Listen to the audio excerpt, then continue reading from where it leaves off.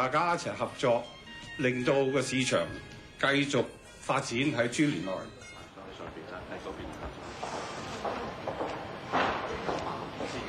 你哋個屋企有冇人做金融界㗎？冇。而家一個買一個賣咧，就喺即係所謂好似藍色同埋黃色字嗰度咧，嗰度啲號碼咧就係經紀嘅號碼。呢日一班5、6年級嘅小學生參觀交易所。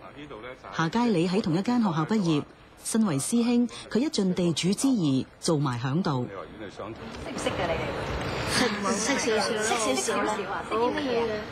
邊隻股票咩？邊隻 number 啊？識幾多？係咯，因為我媽咪平時有時都會玩下。呢啲你專家呢啲？港交所啊，匯豐388。匯豐咧？